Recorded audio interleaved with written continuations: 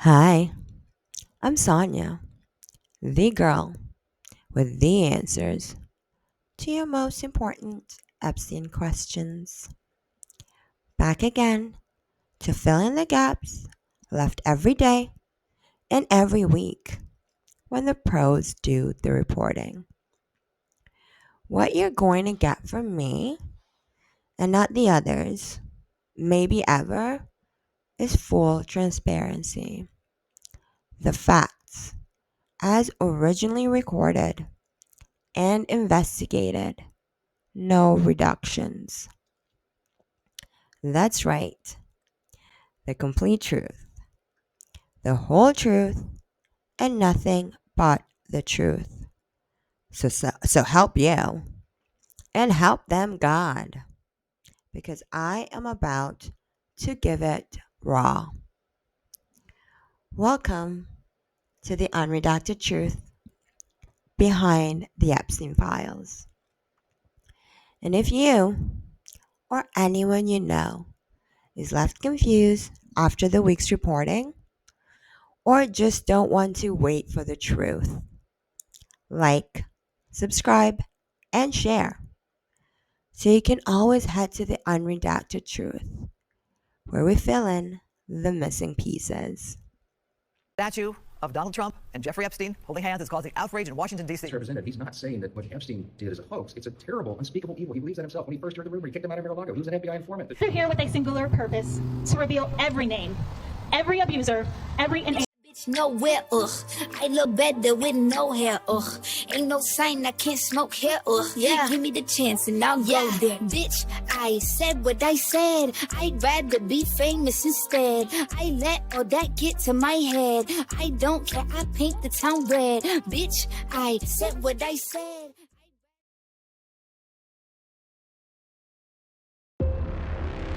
Well, we definitely received substantial evidence that he was involved in trafficking young women and children to the Virgin Islands. In this week's Epstein document dump is the civil enforcement lawsuit against the Epstein estate brought by the U.S. Virgin Islands. So get ready, grab those pens, grab your papers, sharpen those pencils, because we are about to publicly shame. Now, in the previous video I did, USVI government corruption exposed, Jane Doe's 1 to 4 accused senators Carlton Doe and Celestino White, plus the then Attorney General Vincent Frazier, among others, in aiding and abetting Epstein to be able to freely traffic both minors and young girls from the US to the Virgin Islands. Now, today, we hear more of that investigation. Thanks to Denise George, before she was terminated, possibly for getting too close to the big dogs. And if you haven't had a chance to watch that video, I highly recommend you go back and catch up. There's so much to expose. You don't want to miss a thing, and it can get confusing. For a very long period of time through our airport, through his private jet. And then he would, by helicopter or sometimes boat, would then transport them over to Little St. James. And that's where he has his complex where he lives, which is his official residence as well. And that these young girls and women were subject to sexual assault, sexual exploitation, through coercion, false imprisonment, where the passports at some points were taken away. The actions were just reprehensible. And it was quite a number of women, and we found. Now to the docket. This week's defendants include, but are not limited to, in their capacities as executors of the Jeffrey E. Epstein estate and administrators of the 1953 Trust, we have two proud fathers of daughters, Darren K. Indicky and Richard D. Kahn. than the Epstein enterprise, which is nowhere close to all of them. But in this case, we are looking at the 1953 Trust, Plan D LLC, Great St. Jim LLC, Nautilus Inc., Hyperion Air, Poplar Inc., and Southern Trust Company. But before we begin to uncover these sins, let's look at the fate of those like Denise George who dare to stand on the side of justice or may know a little too much. Fired Virgin Islands Attorney General Denise George, who was investigating Jeffrey Epstein-related cases until last December, when she was let go days after suing J.P. Morgan Chase about alleged Epstein abuse. Maureen Comey, daughter of former FBI Director James Comey, has just been fired from her job as federal prosecutor in Manhattan, a position she's held for nearly a decade. Maureen Comey is known for prosecuting someone you might have heard of, that guy, Jeffrey Epstein, and someone else that you might have heard of, Ghislaine Maxwell, seen here. Like Maureen Comey, who figuratively should know where all the bones are buried. She was part of the second Epstein indictment, investigation, and prosecution. She was also fired suspiciously as the pressure to release the files on Epstein increased in July. But Maureen Comey was also lead prosecutor of a much more recent accused, charged, and prosecuted predator, former billionaire, and now millionaire. If you guessed Puff Diddy Daddy Love Combs, you're right. And this case, just like Epstein's, did not receive anything close to what she wanted and asked for in time when she argued in front of Judge Arun. Judge Arun, who also happens to be connected to the Epstein legal saga. We'll review Judge Arun's opinions and orders at a better time, which is also why you need to hit that subscribe button and notifications so you don't miss a thing. But before I play this clip, I want you to ask yourself whether you truly believe the Epstein trafficking enterprise ended with his death. The world is watching, and we see what is going on in Chicago, Portland, Memphis, Washington, LA, and Charlie Kirk, as they all become collateral damage in protecting the real big lie. Could it be that the present day cover-up is less about protecting Trump's name and involvement with Epstein in the 90s? Or is it more about protecting a pedo trafficking ring that is potentially still going on and growing strong today? Please leave your comments below as we look at the evidence and put our critical thinking caps on. I want to hear your theories. I personally believe the hiding of the Epstein Files is just a pressure test, like many other things I've seen this current administration do. They want to see how much and if they can truly control the American media, information, and ultimately the people. When Inside Edition producer Will Evans tried to speak to the workers, they didn't have anything to say. We're just curious what's going on with the island. Are you guys doing renovations, upkeep? What's going on? This patrol boat started tailing us. They started following us when we left, and they really don't seem to want us around. Epstein Island. This boat captain, Guy Dom, ferried Epstein to and from the island. There was a time I took Jeffrey Epstein's party of 4 out here to the island. And it's basically a woman about his age and a couple of girls that looked like they were 13, 14, maybe 15 years old, sisters. And it dawned on me, if those aren't his kids, maybe those were victims. The longer I think about it, the more I realize I probably helped him commit a crime. The island is now owned by a billionaire investor who bought it 2 years ago for $60 million. He reportedly plans to turn it into a luxury 25-room resort, which explains the presence of all those workers. In this press release, Denise George Welsh was still able to act in good faith representing the USVI government, alleged that Epstein anchored a criminal enterprise, the Epstein Enterprise, through which many, many young girls and women were trafficked, raped, and assaulted while being held captive in the secluded private island of Little St. James, aka Epstein Island. Darren K. Endicke and Richard D. Kahn were added as individual defendants because of information Denise George and the Attorney General's office obtained despite their refusal to cooperate.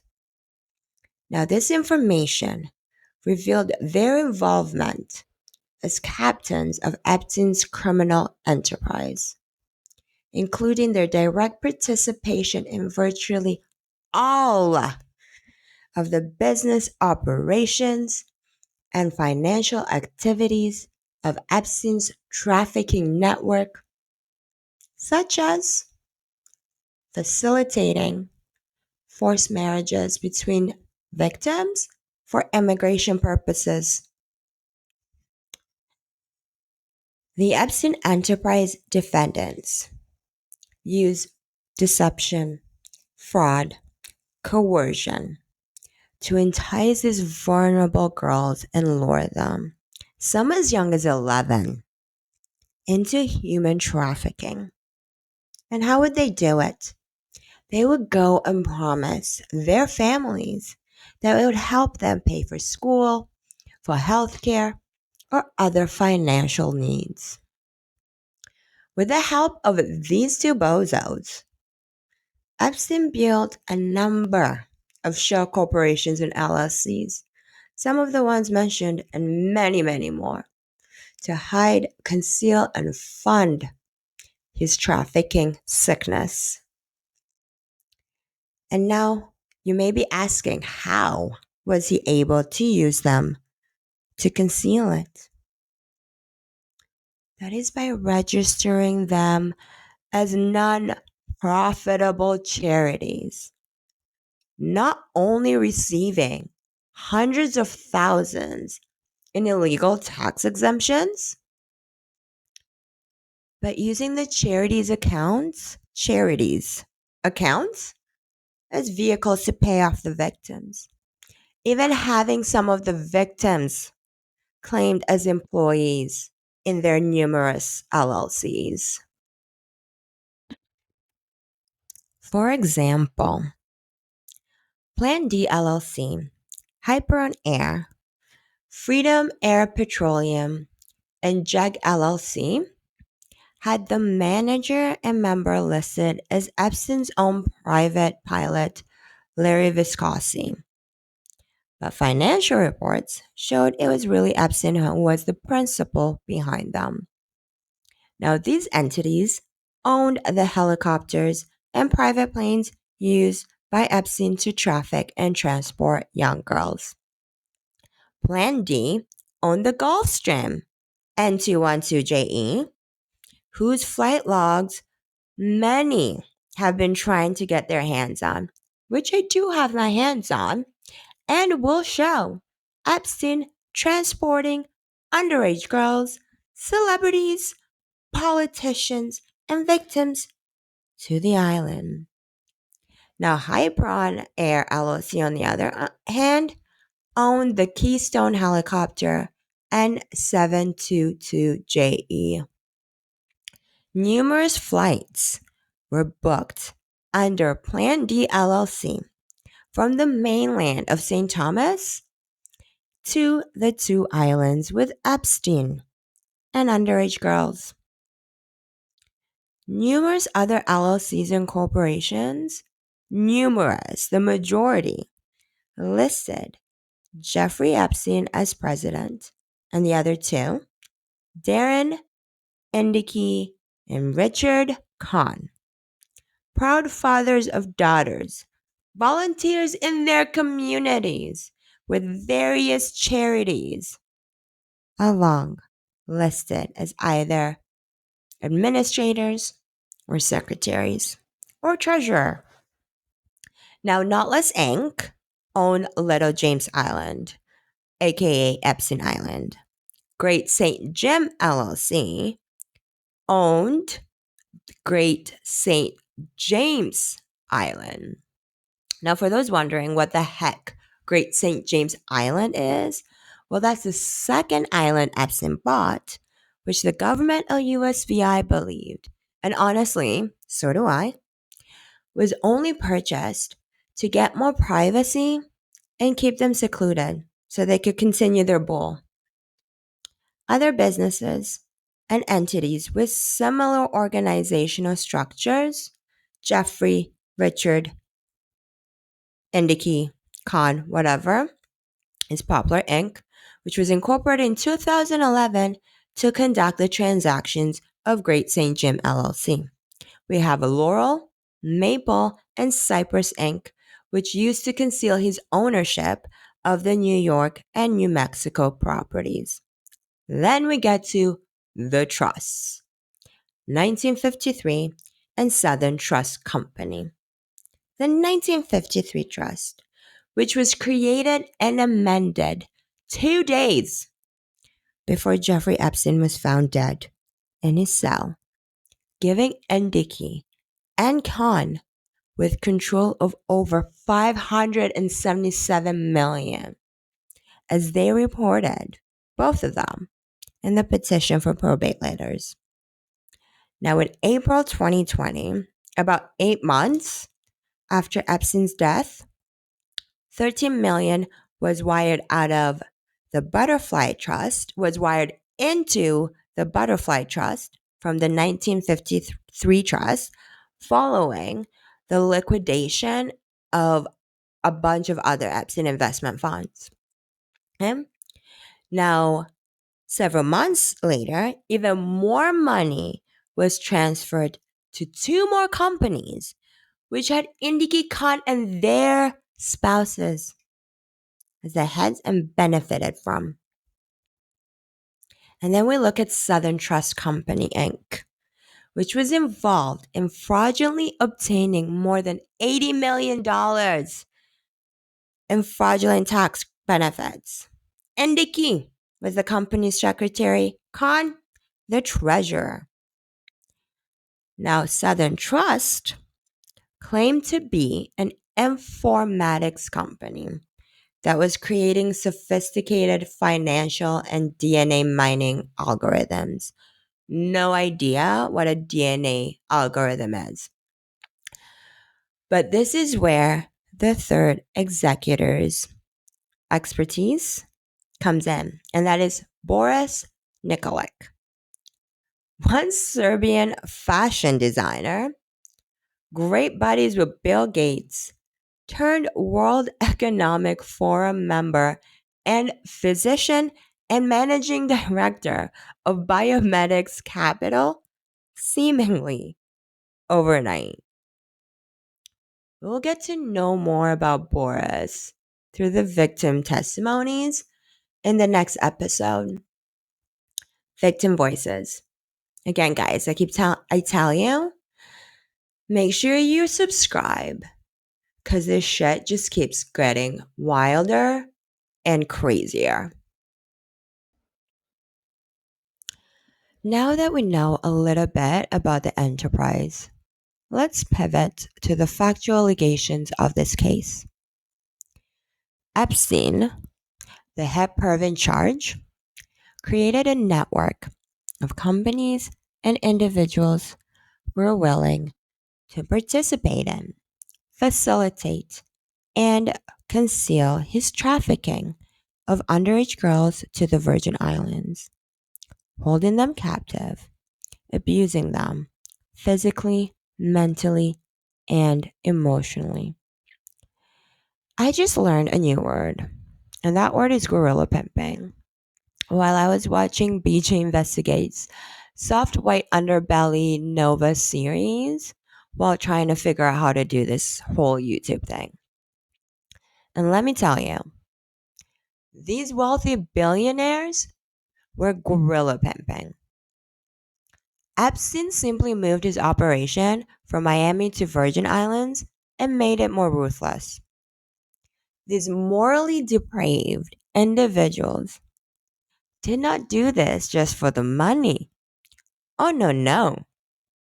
According to the USVI hero, former Attorney General Denise George, allegedly, Epstein's little association, in fact, including the multiple defendants and others, were willing to participate in, facilitate, and conceal Epstein's criminal activity in exchange for financial and other benefits, including sexual services and forced labor from the victims. In the victims' voices is going to be the next chapter of this investigation. And that's when we really examine all the allegations as per court documents, lawsuits, depositions, and settlements to really know what happened on Epstein Island. We're going to hear the story of an autistic 16-year-old girl who was brutally assaulted by someone we all know who's been connected to Epstein but was never charged. A family harassed. And we're going to hear about the many, many ways victims were silenced. But for now, we'll just stick to the details outlined in this specific case so we can stay organized. This investigation, as you guys can imagine, is both a nightmare and a dream for my ADHD man because it feels like there's a boogeyman around every freaking corner. But I digress. Let's get back to the factual allegations. So, the allegations state that these lovely set of deplorables recruited both victims and abusers into the Epstein enterprise. The associates would lure the girls to the island with promises of modeling opportunities, careers, and contracts. Up to 2018, airport staff and traffic controllers kept reporting seeing Epstein leaving his planes with young girls looking as young as 11. Where's the charges? No one stopped it. The lawsuit also talks about a 15-year-old girl who was trapped on the island, forced into acts with Epstein and a bunch of his buddies. Little girl, either brave enough or so traumatized, she thought it would be better for her to escape. And she tried to swim off Little James Island to safety. Epstein and his fucking group of deplorables organized a search party, dragged her back to Epstein Island, and ensured that she would never dare try that again or speak about it. And one of those things was by confiscating, taking away her passport. But I ask you guys, what else do you think that these people, these things would have done to a 15-year-old girl to make sure she would never try to escape from them again and wouldn't talk? Now, Epstein and his associates enterprise LLCs would intentionally target poor families, many from New York, With daughters aged between like 12 and 17, they'll position themselves as charities, telling them they could provide their kids, their daughters, with tuition, education, massage training, career opportunities, even assist families with housing. Anything they could say and do to have these parents, these financially vulnerable parents and families, give up their daughters only to have them shuttled back and forth on helicopters to Epstein and his buddies for company. These poor girls were ripped from their parents and families under false pretenses, thinking they're going to a better life. There are good hearted millionaires out there. They thought they were saved by kind hearted millionaires and billionaires, only to be forced into prostitution and sex slavery by executives, government officials, including those millionaires and billionaires as well. It further states that once the girls and women were recruited, participants in the Epstein enterprise enforced their sexual servitude on victims by coercion, including but not limited to confiscating passports, controlling and extinguishing all external communications, and threatening violence. Pretty sure one of the things that he argued for why he shouldn't be in jail that long was that he never used violence. We'll get back to the real Epstein indictment and the true facts of the NPA. Because trust me, guys, everyone's looking at Alex Acosta. It did not start with Acosta. Acosta was a sacrificial lamb and the dummy that took the fall for everything. We'll get back to it. Oh, and then another fun fact, by the way, is that Mr. Donald Trump used Mr. Jeffrey Epstein's plane as one of his campaign planes. I guess he thought Epstein had no more use for it, being dead and all.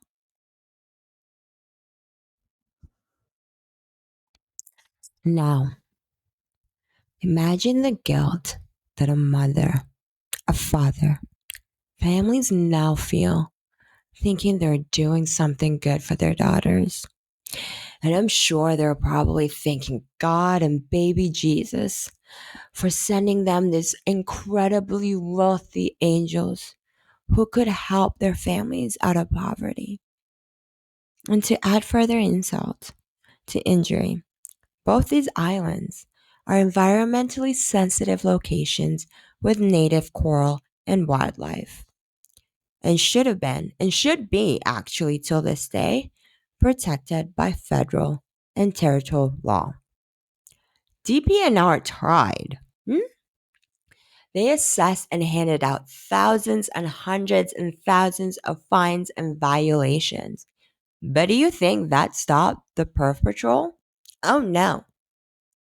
The amount of damage caused by Epstein's illegal construction back then and continued construction today is still unknown. So these monsters not only destroyed the lives of victims and families back then, continue to destroy the lives of victims and families today. These motherfuckers are also destroying the coral reefs and fishies and Earth as well, the rest of us. If there is any truth to existence of sirens and mermaids, please, I call to you, rise up, feed on all these assholes. They're better off fish food. They don't deserve nothing. Anyway, so every Epstein employee had to sign an NDA and was absolutely forbidden from talking to any law enforcement or official, apart from the crooked ones and the pedos, of course. And as you can imagine, the USVI, like any jurisdiction, found it incredibly difficult to monitor a sex offender who got to provide input in their own sex offender legislation, who owned private islands and the resources to fly victims in and out on planes and helicopters, had government officials in his pocket, and misled them at every freaking turn. Now, Epstein and his little gang of associates all created these businesses, like the majority of the LLC's businesses and whatever, between 2011 and 2012 when he had to register as a sex offender. I wonder how Indiki Khan and Jeffrey answered their prior convictions question on their application for FSG.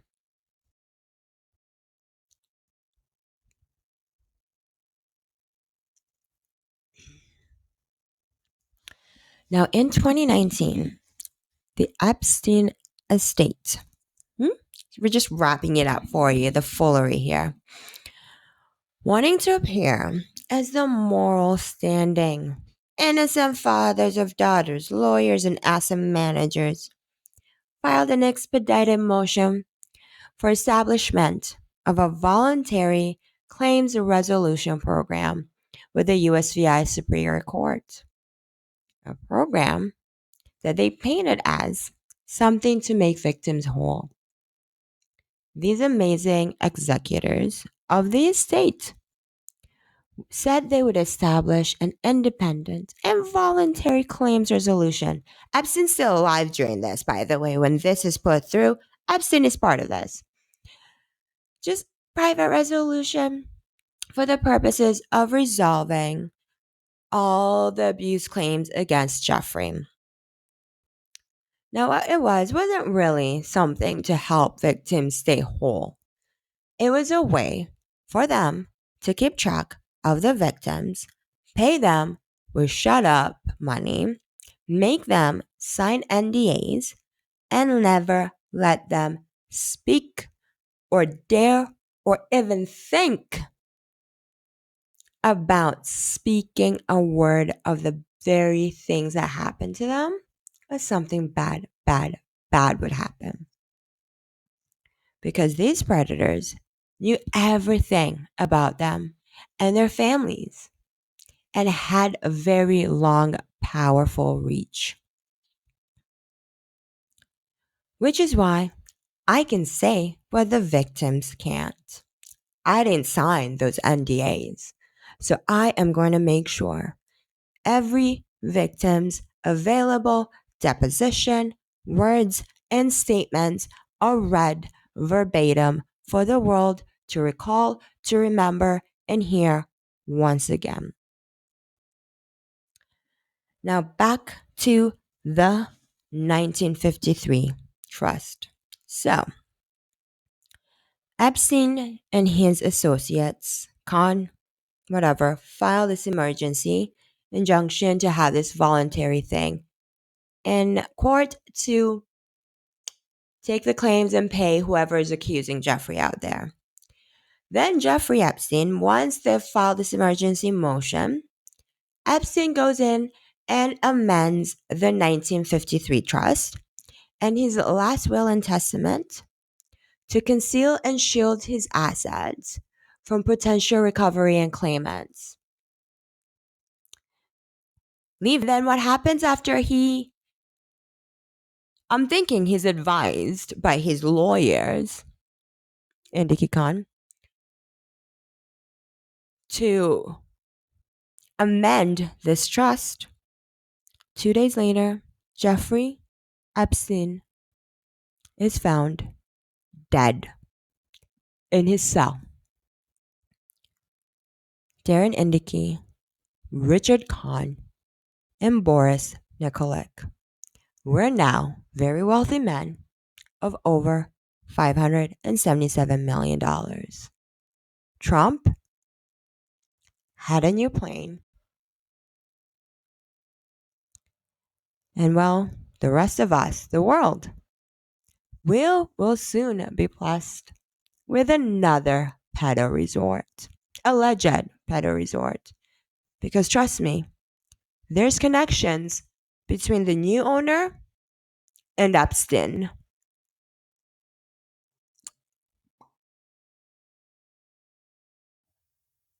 Now it's time we pivot to Trump versus the USVI. On today's docket, we are going to rewind back to Jan 6, the terror on the Capitol. Now, throughout Trump's presidency 2017 and now, the whole world has been amused, intrigued, appalled, and surprised by DJT's tweets. But Alyssa Griffin's interview in front of the Select Committee investigating Jan 6 gives us a glimpse into the unredacted truth behind the scenes of Donald Trump's administration and tweets.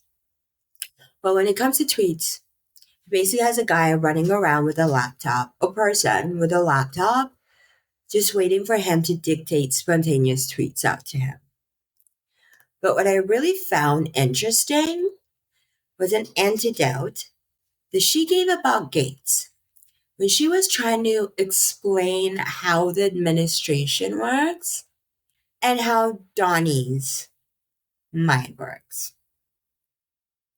All right, so she makes an antidote about Gates having a folder with him of conspiracy theories about Joe Scarborough murdering his intern. She, being Alyssa, desperately begs, please, Gates, do not share that with Trump, because she knows, as we all know now, his opinion, his decisions, his actions are like a candle blowing in the wind, believing basically everything and anything his advisors put in front of him, and the last thing that was put in front of him.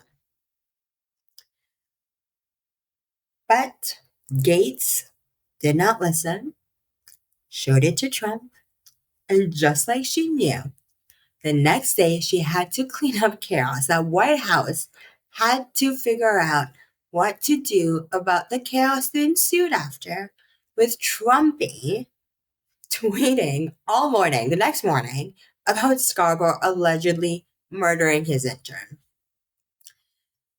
Now, I think most of us who heard it, most of the world remembers the injections of bleach fiasco.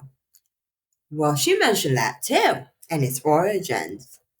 So apparently, people came in from Fort Detrick and DHS and briefed this information to Trump, who thought it was an interesting idea. Like hours or minutes, hours, or before he went live. Poor lady tried her best to stop him going on national TV because she knew. And she was terrified that he was going to say something stupid and dangerous to the public, just like he did. So trying to kind of play interception with this, failed interception with Trump getting on national TV and telling us all that we should inject bleach in our veins. The first person she ran to was Meadows, but he overrode her, and Meadows thought the bleach was a great idea, I guess, too. Then she tried to run to seemingly, at times, the only freaking adult in the room, who was Jared Kushner.